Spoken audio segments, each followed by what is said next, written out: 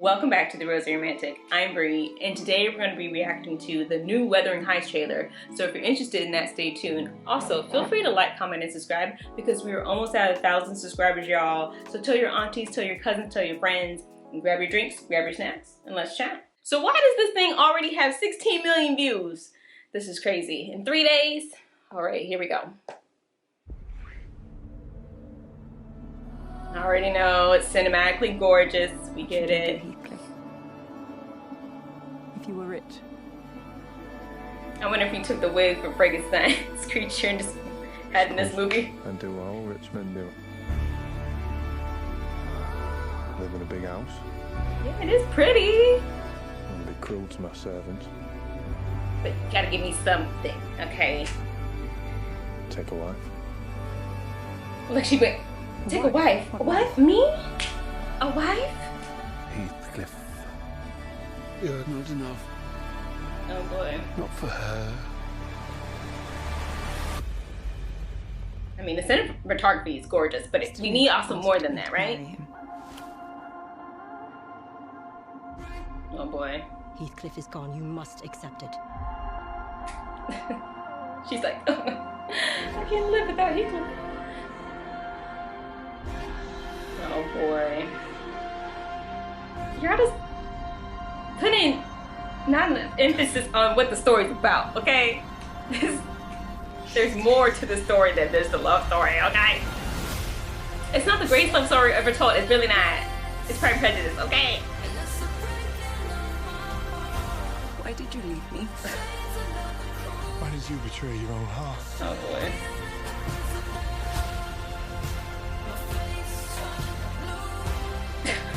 There's just like a lot of like, hey girl, and she's like, hey. Oh my goodness. Be with me always. Whatever our souls are made of,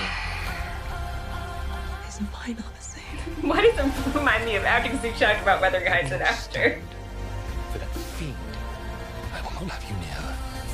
This is wild how they're just really kind of like, oh yeah, this whole drama about the simplicity of heartbreakiness and classism and all this other stuff with race and politics, nah, put that to the side. Oh my gosh. They have one scene of like, you know, uproar of the crowd. So kiss Oh me, boy. and let us both be damned.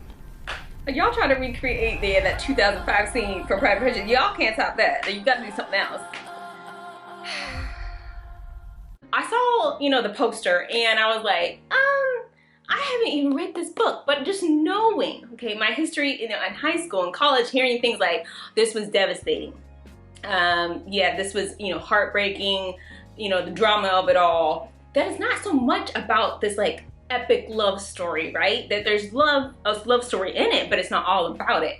So I'm like, why are you on the cover looking like Gone with the Wind? Even Gone with the Wind, like, you know, but it's just, it's interesting. It's interesting. And they know that romance right now is very popular. So then the casting comes out, you know, about this. And then we have Margot Robbie and Jacob Elordi. Now I remember Margot Robbie, and seeing her first performance that I saw was in Pan Am. Y'all remember Pan Am? If you remember Catch Me If You Can, you know that type of like old school airplane, right?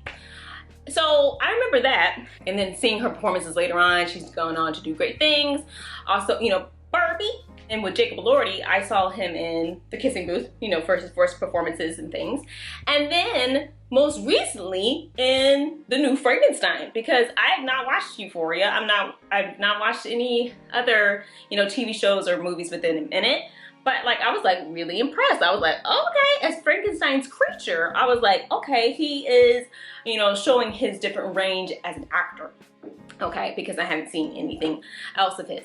So I'm like, okay, now, these two in this movie, okay, I can see the type of direction they're trying to go for, but is it for this theme? You know, you see on this cover right here, okay, how the two people, you can barely see them, but you know what you can see? The storm. And on the poster, you only see them.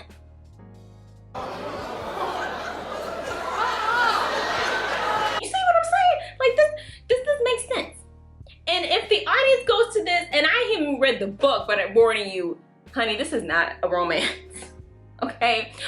A romance is the wedding planner. This is not a romance, okay? This is called drama. And I am going to read this book because I need to know, okay, how far are we going to take from the source material, okay? And I've already known what they've changed with the character, okay, for Heathcliff, all right, who's in this book supposed to be a person of color, okay? And that's integral to the story. So what are we doing here? Yup. Sometimes there's only so much that you can do within an adaptation, or else you're just creating a whole different thing. Like if they wanted to have something that was like Wuthering Heights adjacent, okay, I don't know, you could call it very high heights, towering heights.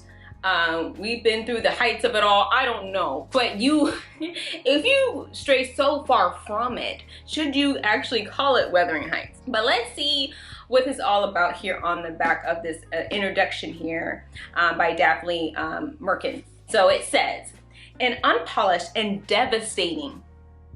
Did anyone see anything devastating about this other than they were like crying a few times, but mostly they were just like this? Okay, that's just me. An unpolished and devastating epic of childhood playmates who grow into soulmates. Okay, yeah, there's a love story in this. Wuthering Heights revolves around the willfully childless Catherine and dark Heathcliff, who, in the words of Charlotte Bronte, exemplifies the effects of a life of continued injustice and hard usage may produce a naturally perverse, vindictive, inexplorable disposition.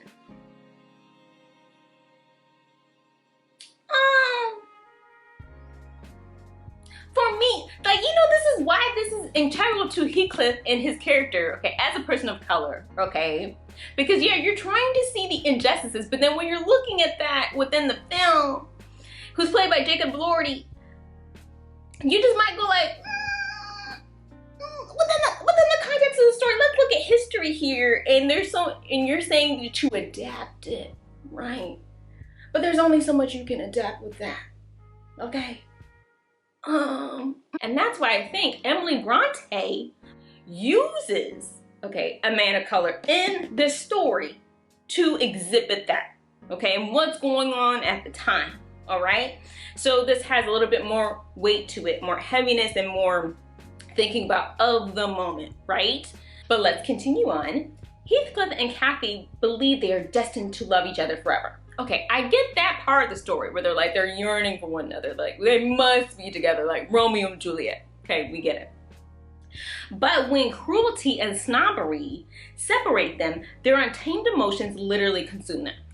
That is heavy. Hey Nick, that's something we should talk about. So without reading this book yet, I already know that this is going to explore not only the themes of love, but mainly the dark sides of society and the way that people operate, right? And I think this is what mainly the story is supposed to explain. Guys, you know, I've been thinking a lot about the Earth. We gotta leave it better than when we found it.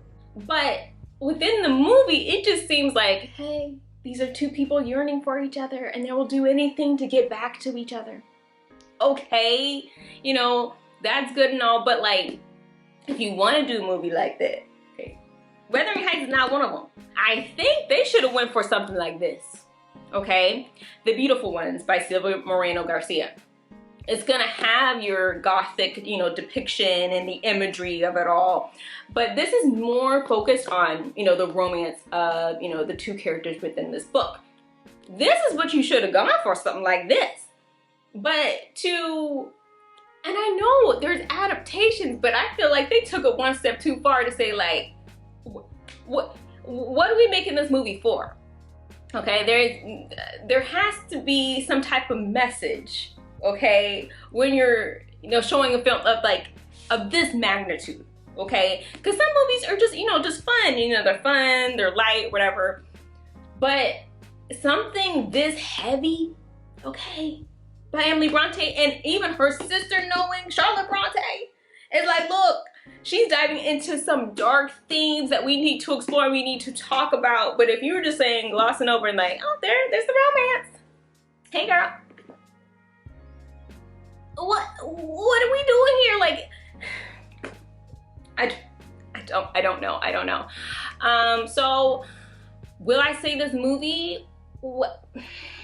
It's whether or not I decide, you know, do you take this seriously? Okay? Wuthering Heights, whether or not you took the heights of this seriously. So I need to figure that out for myself. So let me know in the comments down below, what did you think about the Wuthering Heights trailer? Because I know there have been a lot of reactions to this, a lot of mixed reactions to this. So what we gonna do here, people? What we gonna do? Let me know in the comments how you feel about this so we can talk about it. And when this comes up in theaters for Valentine's Day, I'm still so upset. Why can't this? Someone needs to make this into a movie. Somebody do it. Somebody do it, because this right here, this is the film that needs to be made. Okay? All right. Well, I'm gonna let y'all go because we're gonna talk about it. And then, there's going to be many other adaptations we're going to talk about in the future. So if you like to stay tuned into that, subscribe on the channel. Tell your friends, tell your cousins, tell your aunties, because we love to talk all things romance here. Even though Wuthering Heights, this is not a romance. Okay? I'll see y'all later. Have a comfy, cozy rest of your day. Bye.